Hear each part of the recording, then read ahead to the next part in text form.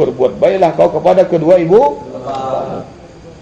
Tapi yang Allah sebut jasa siapa di sini?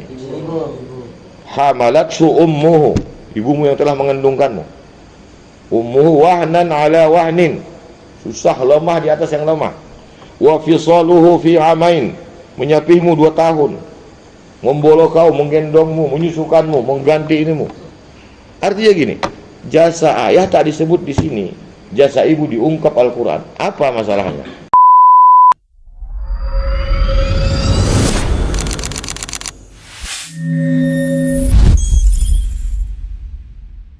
Bismillahirrahmanirrahim. Assalamualaikum warahmatullahi wabarakatuh.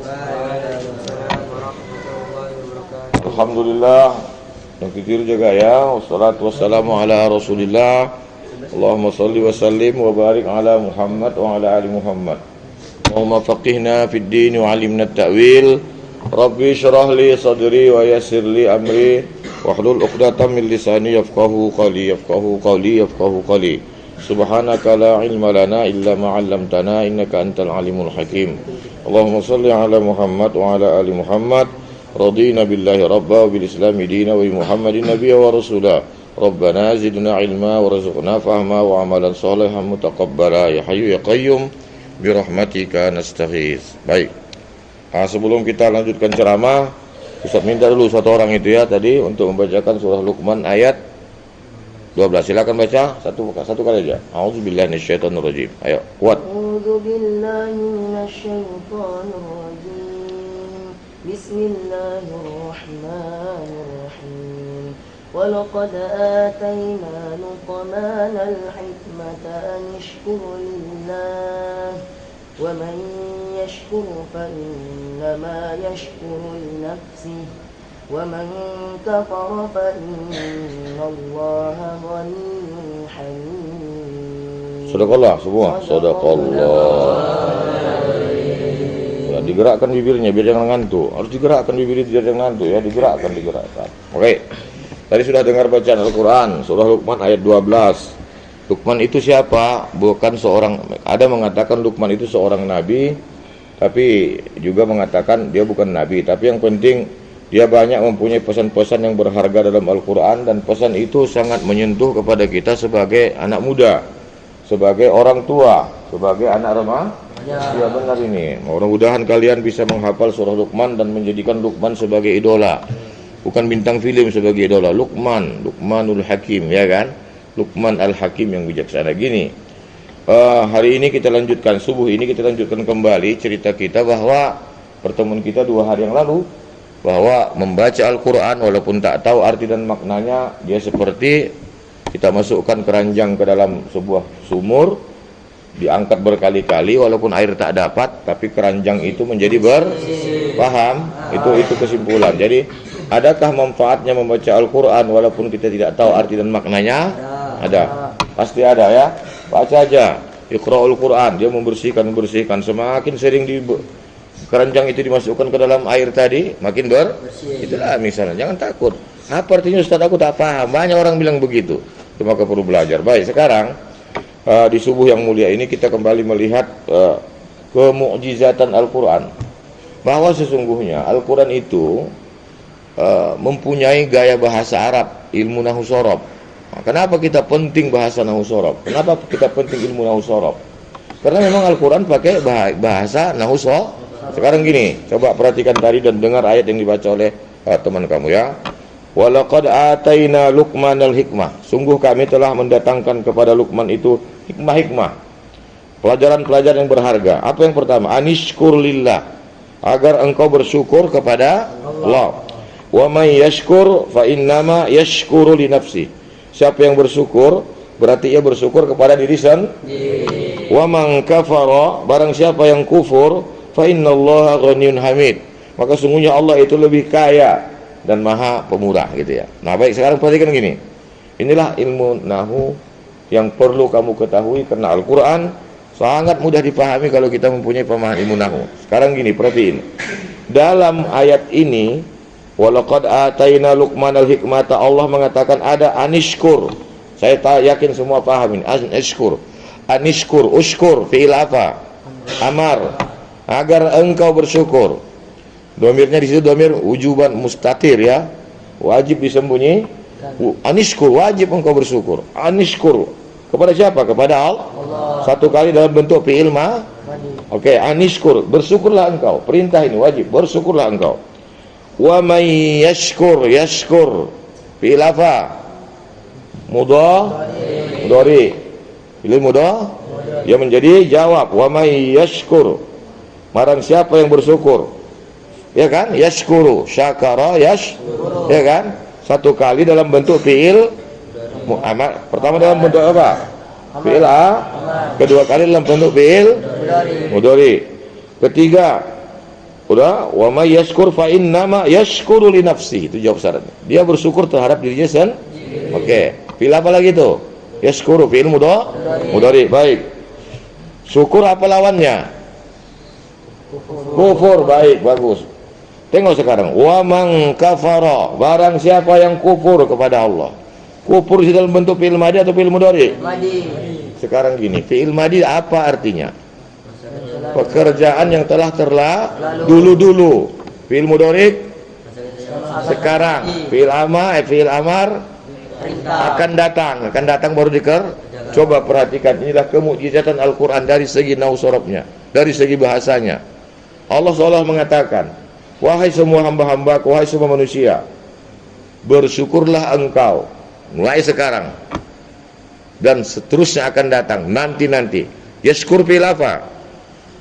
Mudhari. Terus bersyukur, berkepanjangan, syukur berkepanjangan. Paham? Fi'il madi apa artinya tadi? Telah lampau. Fi'il mudhari, fi'il amar. Oke. Lihat sekarang. Allah mengatakan, bersyukurlah engkau dengan bentuk fi'il mudhari. Sekarang dan terus kau bersyukur. Udah. Kemudian perintah lagi, anishkur, agar engkau bersyukur. Itu perintah apa? Fal amar. Akan datang terus bersyukur. Sekarang bersyukur, akan datang bersyukur.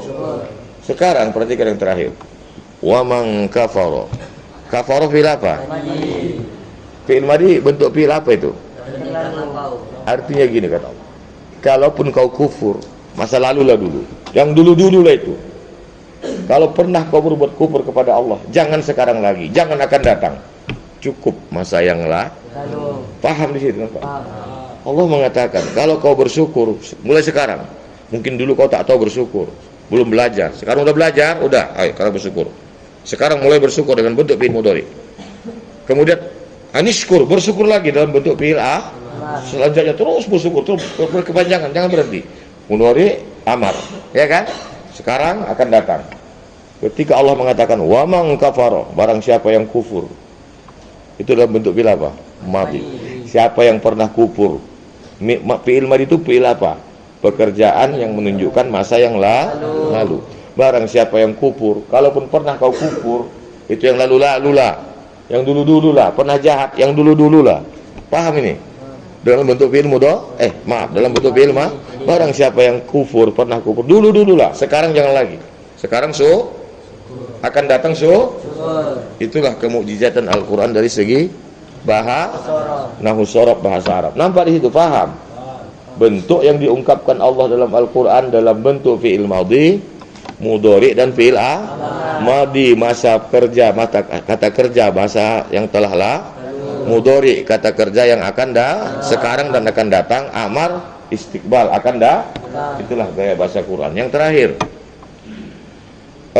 kalau kamu buka lagi pada surah Al-Quran selanjutnya di bawahnya itu, di situ ada ayat berbunyi wa wassaynal insana biwalidayhi. Coba baca balik ayatnya.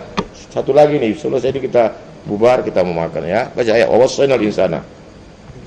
Lanjut baca. Wa wassaynal insana biwalidayhi hamalathu ummuhu wahnan ala wahnin wa fisaluhu fi 'amayn an ishkur li wa liwalidayk ilayyal masir. Sadaqallahul azim. Coba perhatikan. Apa kata Allah? Kami memberikan wasiat kepada manusia agar mereka berbuat baik kepada dua ibu bapanya. Kepada siapa kita berbuat baik? Ibu bapak. Dua ibu Bapak. Siapa ibu bapak kita? Ayah. Oke, perhatikan. Lanjut kata Allah, apa yang selanjutnya?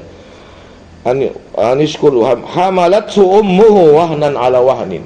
Ibumu yang telah mengandungmu susah di atas yang susah, lemah di atas yang lemah. Ibumu itu ngandung kau, lemah di atas yang lemah. Wa fisaluhu fi amain, menyusukan kau selama 2 tahun. Ya, membolo kau, menggendong kau. Maksudnya begini, inilah kemukjizatan Al-Quran. Tadi kemukjizatan Al-Quran dari segi bahasa Nausarab. Sekarang lihat dari segi bahasa lagi. Di sini Allah mengatakan berbuat baik kepada 2 ibu bapamu. Udah, berbuat baik kepada 2 ibu bapak. Lalu apa kata Allah lagi? Berbuat kepada. Lalu Allah mengatakan apa?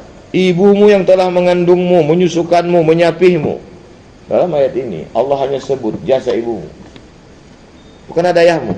Perintah tadi kepada siapa berbuat baik? 2 orang tua, ayah dan ibu. Lalu Allah katakan ibumu yang telah menyusukanmu, melahirkanmu, menyapihmu 2 tahun. Berbuat baik kau sama itu. Tak disebut di sini jasa si ayah. Enggak disebut kan? Yang disebut jasa siapa? Yang disebut jasa ibu. Jasa ayah enggak pernah disebut dalam Al-Quran. Padahal Allah suruh apa tadi? Berbuat baiklah kau kepada kedua ibu. Tapi yang Allah sebut jasa siapa di sini? Hamalathu ummuhu, ibumu yang telah mengandungkanmu. Ummuhu wahnan ala wahnin, susah lemah di atas yang lemah.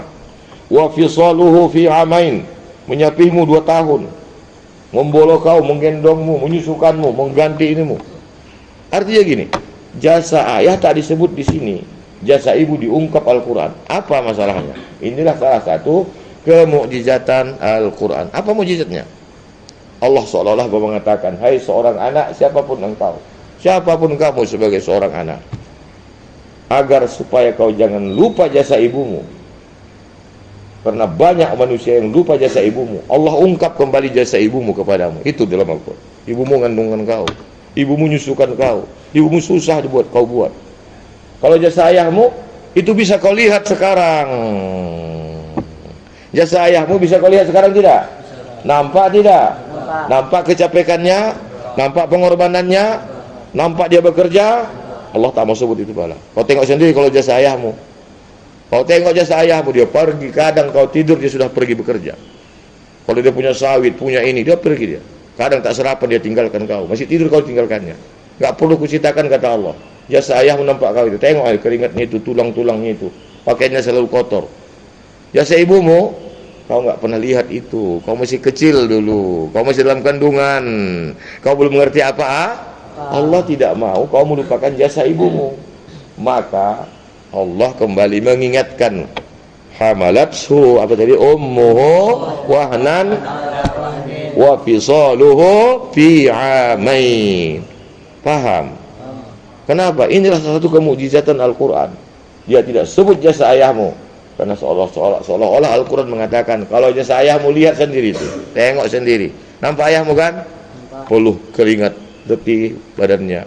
Ibumu, pernah kau lihat dia menyusukan kau? Pernah kau lihat dia mengandungkanmu? Pernah kau lihat dia menggendongmu? Pernah kau lihat dia menghamilkanmu? Mengganti popokmu di waktu malam? Allah tidak mau kau lupakan itu. Maka diungkap oleh Allah dalam hal, dan inilah merupakan mukjizat dari paham, ngerti? Oleh karena itu jangan lupa angkat tanganmu walaupun ayah ibu masih hidup.